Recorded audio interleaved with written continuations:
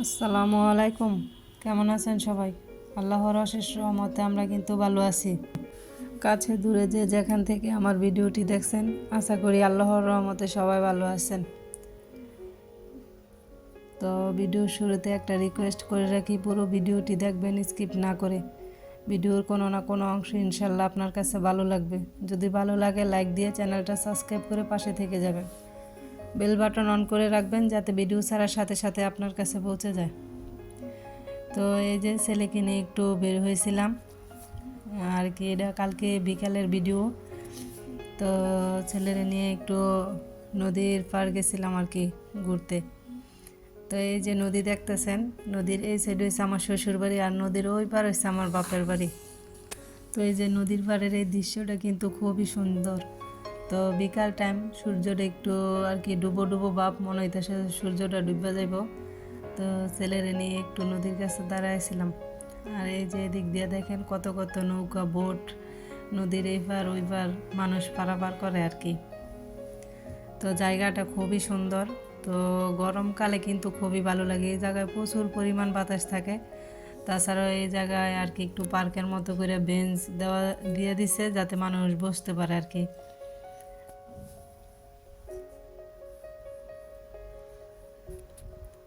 নদীর পানিগুলো কিন্তু একবারে পরিষ্কার জলমল করতেছে।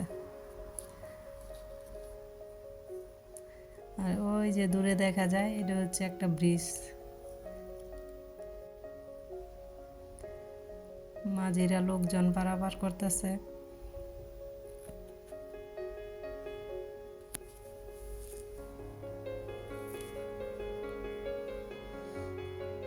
তো এই যে এই জায়গায় আছে কিছু আতপ চাল দিয়ে চিতই পিঠা বানাবো। ওই সময় আবার সাথে করে বাজারও করে নিয়ে আসছি। ওই যে বললাম না বাড়ি থেকে বের হলে হচ্ছে আর কি খুদ, এটা দিয়ে চরচড়ি বানাবো। আর এই যে দিক দিয়ে আনলাম নুডলস। তো এদিকে আছে রসুন, এই যে পেঁয়াজ, তারপর আছে আলু, আর এই যে এদিক দিয়ে আছে মুরগি। তো মুরগি আনছি আজকে আর কাটবো না, যেহেতু একটু সন্ধ্যা হয়ে গেছে, তো কালকে দিনের বেলা খাইতে নিব আর কি। তো মুরগিটা এখন আমি এরকমভাবে ফ্রিজে রেখে দিব, তো পরে বের করে পরে কাটতে নিব আর কি। তো এখন আর মুরগিটা ধরতে চাইতেছি না, সেজন্য আর এখন কাটবো না, তারপরে এটা কাটতে নিব। আর এই যে এই জায়গায় আছে কিছু স্যুপ। তো এটা কিন্তু আমি যে তেলের পিঠা বানাই ওইটার মধ্যে দিই। তো তেলের পিঠার মধ্যে দিলে সুন্দর একটা গন্ধ আসে, আমার এটা ভালো লাগে। তো আমার বড় মেয়ে খুব একটা পছন্দ করে না, কিন্তু তাও আমি এটা দিই আর কি। ও কী করে খাবার সময় দেখে দেখে ফালায় দিয়ে দিয়ে তারপরে খাইব। তো আমার আবার এটি ভালো লাগে, তো আমি তেলের পিঠা যখন বানাই তখন ওইটার মধ্যে দিই। তো এই দিক দিয়ে কিন্তু আমি আবার 2 কেজি পাউডারও নিয়ে নিছি কাপড় ধোয়ার জন্য। তো আজ কালকে, এটা তো আগে কালকের ভিডিও, তো আজকে রাত্রে এই যে চাউলগুলো কিন্তু আমি ভিজাই রাখছিলাম, পরের দিন সকালবেলা ধুয়ে নিতেছি আর কি, চিতই পিঠা বানাবো।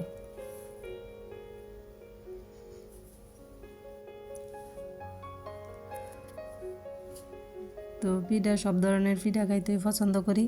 তো মাঝে মধ্যে এক একবার এক এক ধরনের পিঠা বানাই আর কি। চিতই পিঠা, ভাপা পিঠা, তেলের পিঠা।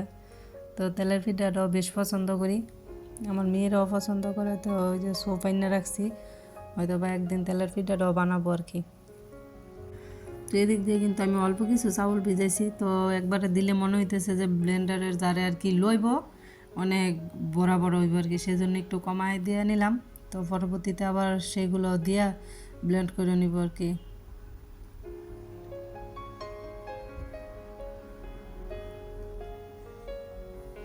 তো আমার মনে হয় মেশিনে বানানো গুড়ির চাইতে ব্লেন্ড করে চিতই পিঠাটা বানাইলে অনেক সুন্দর পারফেক্ট হয়। তো আমি চিতই পিঠার চাউল কিন্তু মেশিনে বাঙাই আনি না, বাড়িতেই এটার গোলা করে নিই ব্লেন্ডারে। আর অন্য যে সব পিঠা বানাই ওইগুলোনের চাউল আমি আবার বাজার থেকে বাঙাই আনি আর কি। তো এই যে আমার গোলাটা কিন্তু করো হয়ে গেছে।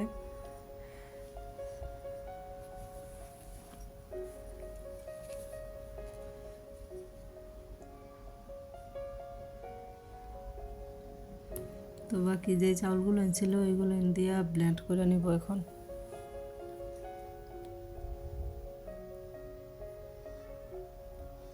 তো এই যে দেখেন আমার গোলাটা কিন্তু একবারে পারফেক্ট হয়েছে। তো এখন শুধু পিঠা দিব।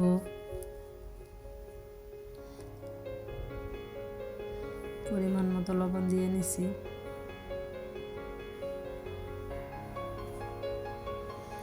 তো শীতকালে মনে হয় পিঠাটা একটু বেশি খাওয়া হয় গরমকালের সাথে।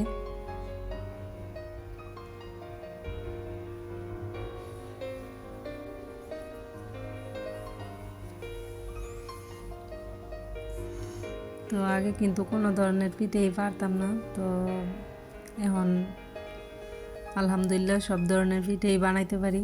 তো পারি বললেই কিন্তু এখন খাইতেও ইচ্ছা করে, বা জিনিসটা করার পর সুন্দর হয় তখন কিন্তু খুব ভালো লাগে যে না আমি পারি আর কি, একবার করলে আবার করতে ইচ্ছা করে। আর এদিক দিয়ে যে আমি কিন্তু মাটির তাওয়া বের করে নিছি। তো এখন এটা ভালো করে মুছা তারপর পিঠাটা দিয়ে দিব আর কি, পিঠার গোলাটা দিয়ে দিব।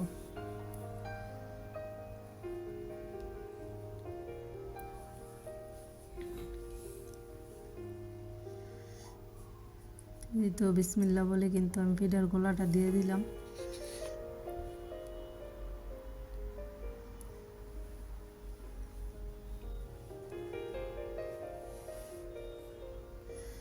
তো যে বাজার থেকে যে চিতই পিঠাগুলো কিনে না খাই ওইগুলো কিন্তু একটু ওই যে নরম হয়, কেমন জানি দাঁতে বেজে, এগুলো খাইতে আমার একদম ভালো লাগে না। তো বাড়িতে যে বানাই একটু মুসমুসে টাইপের হয়, এগুলো খাইতে কিন্তু বেশ ভালো লাগে।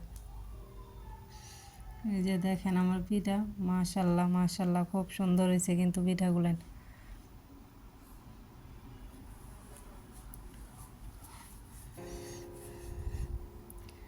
এখন পিঠা আর কি বানাইতে পারি বললে মনে হয় যেমনি দেই হেমনি হয়, আর আগে না পারতাম সময় মনে হয় যে কত চেষ্টা করলেও পারি না।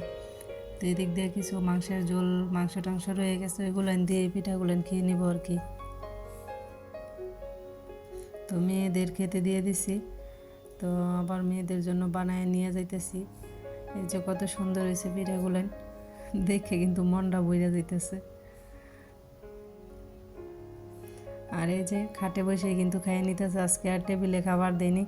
শীতকাল যেহেতু রোদ আসে পূর্ব দিক থেকে, একবারে সকালের রোদ্রে এই ঘরে আসে, তো মেয়েরা খাটে বসেই নাস্তা করে নিতেছে। তো এদিক দিয়ে কিন্তু আমি সকালের নাস্তার পর একটু পর পরই আবার দুপুরে রান্নাবান্নাটা বসাই দিছি, যে রান্নাবাড়া করে রেখে তারপর অন্য যে বাকি কাজকামগুলো আছে সেগুলো করব। তো আজকে আমি ভাজি করব লাল শাক, ওই দিন জানছিলাম অর্ধেকগুলো ফাঁক করছিলাম আর অর্ধেক ছিল। তো লাল শাক ভাজি করব আর একটা সবজি ভাজি করব।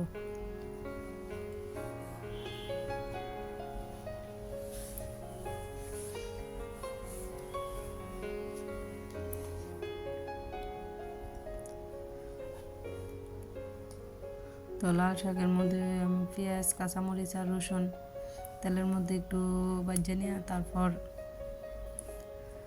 দিয়ে দিলাম লাল শাক। আর আজকে কিন্তু আগে একটু ফাপ দিয়ে নিই, একবারেই বসাই দিচ্ছি।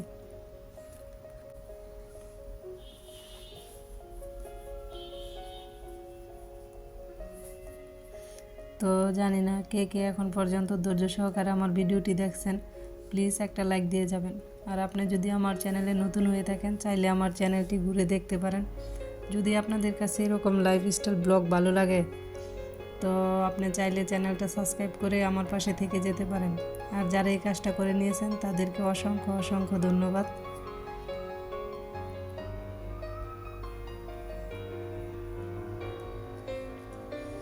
তো এদিক দিয়ে কিন্তু আমার সবজি ভাজিটা কড়াই কাঁচাই গেছে। তো এখন আমি এটাতে টমেটো আর কাঁচামরিচ দিয়ে দিব আর কি।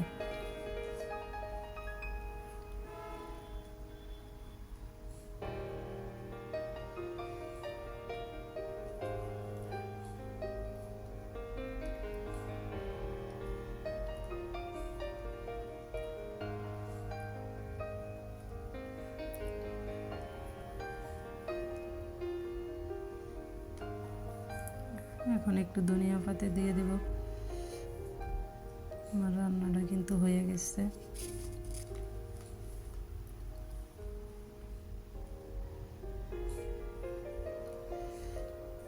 তো এই যে আমি যে কালকে মুরগিগুলো এনে রাখছিলাম, তো রাত্রে হয়ে গেছে, আলসেমি করে আর কাটি নেই, ফ্রিজে তুলে রাখছিলাম। তো আমি অনেকক্ষণ আগেই কিন্তু মুরগিগুলো নামায় রাখছিলাম, যাতে একটু ঠান্ডার ভাবটা কমা যায়, বরফটা ছুটে যায় আর কি। তো এখন আমি ভালো করে একটু পরিষ্কার করে নিয়ে তারপর মুরগিগুলো কাটবো। তো মুরগিগুলো কিন্তু আমি কাটতে নিতেছি। তো কিছু মুরগি কিন্তু আমি পিস করে রাখবো, আর কিছু ছোট ছোট টুকরা করে নেব আর কি।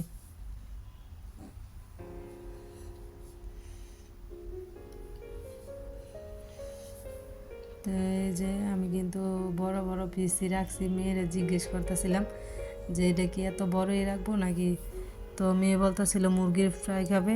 তো বলতেছে যে তো তুমি তোমার বাবা মতো নেও কাটটা। তো আমি কাটতে নিতেছি, হয়তো বা মেয়ের যেদিন পরীক্ষা না থাকবে, একদিন বন্ধ থাকবো, মাঝখান দিয়ে বানাই দেবো আর কি। তো মেয়ের যেদিন পরীক্ষা থাকে ওই দিন না করে কোনো কিছু করতে, কারণ হ্যাঁ নাকি ভালো লাগে না। পরীক্ষা যেদিন বন্ধ থাকে বা শেষ হয়ে যাবো তখন হ্যাঁ খাইবো রিল্যাক্স মুডে। তো আমার কিন্তু কথা বলতে বলতে দিক দিয়ে মুরগি কাটা হয়ে গেছে। এখন আমি ভালোভাবে ধুইয়া ফ্রিজে রেখে দেবো আর কি।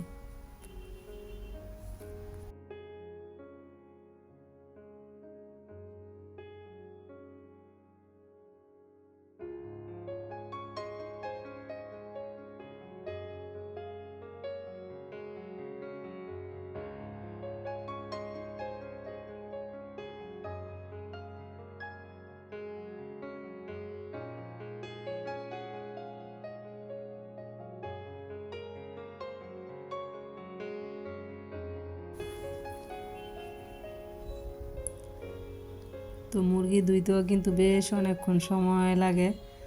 তো আমি ধুয়ে নিতেছি ভালোভাবে পরিষ্কার করে।